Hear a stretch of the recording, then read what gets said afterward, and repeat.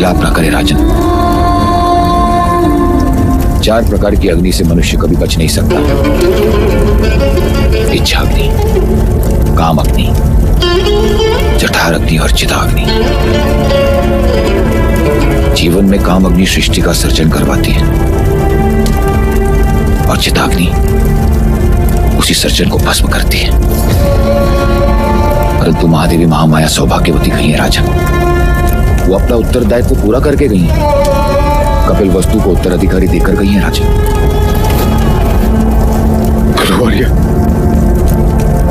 यदि पुत्र कामिष्टि यज्ञ के दिन आपने मुझे बता दिया होता कि पुत्र जन्म के पश्चात 7 दिन के बाद माया नहीं रहेगी, तो मैं पुत्र कामिष्टि यज्ञ कभी नहीं करवाता। कभी नहीं करवाता गुरुवर्य।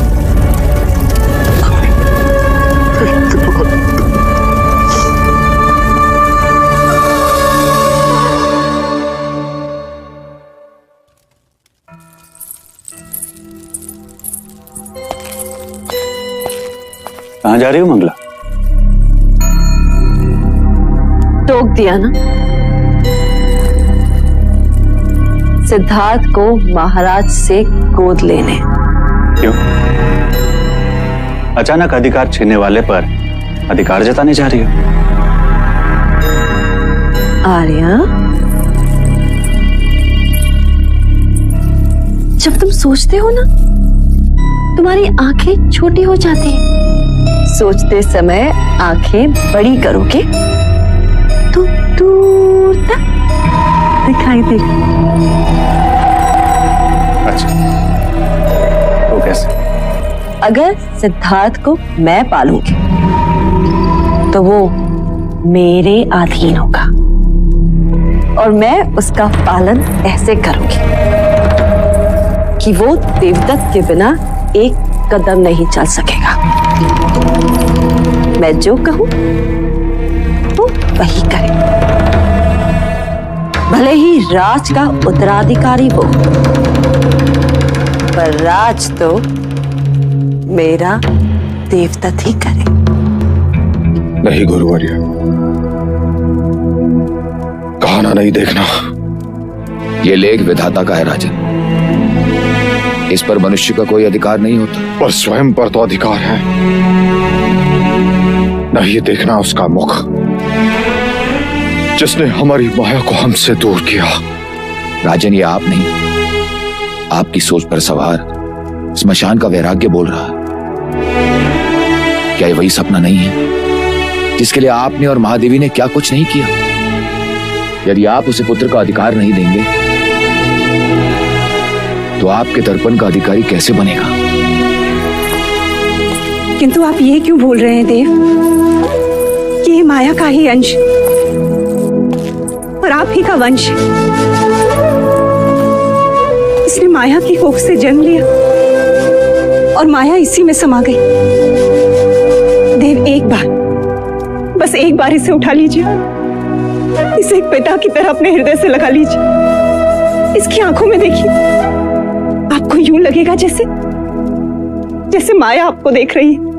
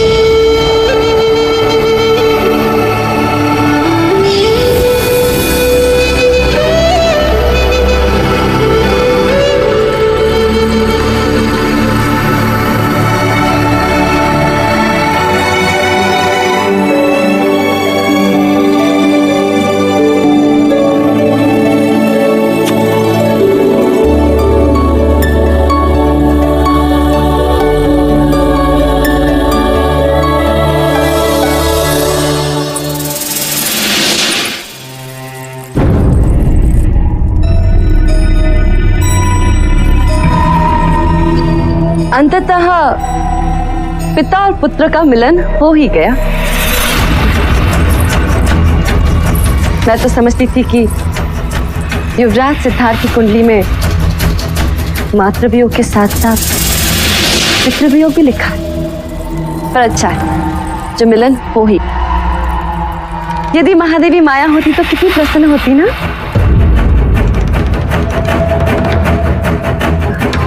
महाराज, मैं आज आपसे कुछ मांगने आई हूँ।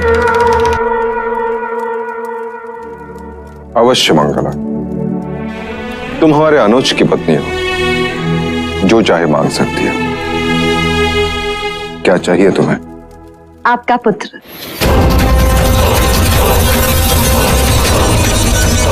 सिद्धार्थ? महाराज, मैं चाहती हूँ कि सिद्धार्थ भी देवदत्त के साथ साथ ही बड़ा, वैसा ही होगा, पर उस पर मेरा अधिकार हो। मतलब वो मेरी देखभाल में ही। सिद्धार्थ की देखभाल करने के लिए प्रजापति है। परंतु आप ही ने तो कहा था ना एक दिन, महादेवी प्रजापति मुझसे छोटी हैं, तुम उनका ध्यान रखना। तो ऐसा करते हैं कि हम सिद्धार्थ का ध्यान रख लेंगे और आप हमारा ध्यान रख लीजिए। ठीक है? हम तुम्हें सिद्धार्थ का अधिकार देते, परंतु क्या महाराज? माया की इच्छा का अनादर हम नहीं कर सकते। वो चाहती थी कि प्रजापति ही सिद्धार्थ की देखभाल करे। अब तो तुम दोनों का ध्यान रखना ही पड़ेगा। बाहर ये कोलाहल कैसा? महाराज, कपिल वस्तु के प्रजाजन आपसे और युवराज से मिलने के लिए आतुर हैं। महाराज की जय हो। महाराज, राज्यसभा के द्वार पर एक वृद्ध मुनिवर आपसे मिलने की इच्छा लेकर पधारे हैं। कौन है? मुनिवर ने अपना नाम असित मुनि बताया है। मुनिवर असित? असित मुनि पधारे हैं। ये हमारे शाक्यों के कुलगुरु रहे, हमारे पिताश्री के गुरु। कई वर्षों से हिमालय में तप कर रहे हैं। सिद्ध पुरुष है, हठ योगी है। कहाँ है वो? हम स्वयं उनका स्वागत करेंगे। चलो अनुज।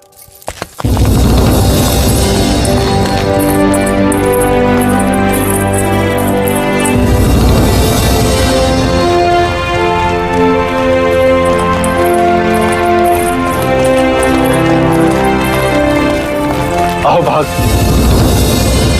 धन्य भाग जो इतने वर्षों पश्चात आप कपिल वस्तु पधारे। मैं तुझसे मिलने नहीं आया हूँ राजन। मैं उस युग पुरुष के दर्शन करने आया हूँ जिसने यहाँ पुत्र बनकर जन्म लिया। अवश्य मुनिवर, पधारे।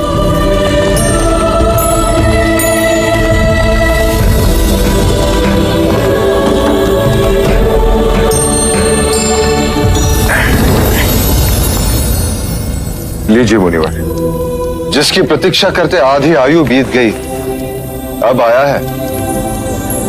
केवल तू ही नहीं राजन, सारा जग इसकी प्रतीक्षा कर रहा था।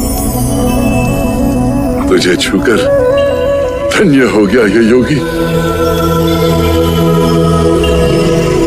तेरे इतने वर्षों की तपस्या का वरदान है तू। तुझे जी भर के देख तो लूं।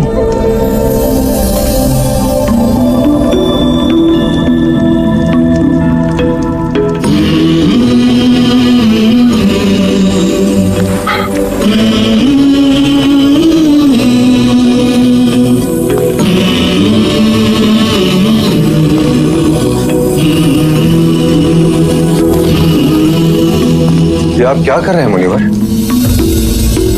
ब्रह्मांड की परिक्रमा।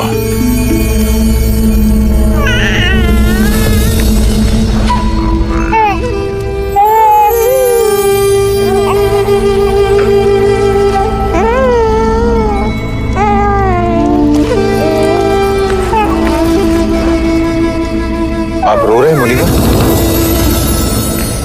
कोई विपत्ति है इस बालक के भविष्य में? नहीं राजन, मैं बालक के लिए नहीं, अपने लिए रो रहा। अब मैं वृद्ध हूं, बहुत जीवित नहीं रहूंगा। मैं इस बालक को समयस्क संबुद्ध बनते नहीं देख सकूंगा। बुद्ध?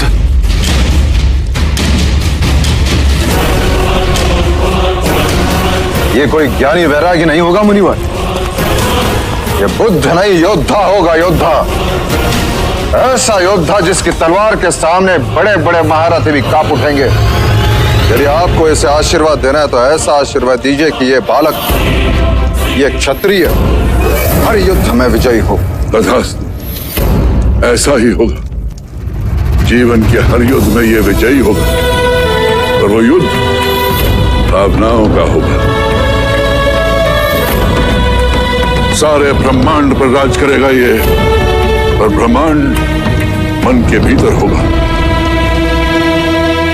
भले इसने तेरे क्षत्रिय कुल में जन्म लिया हो, पर रूप सन्यासी का लेकर आया है।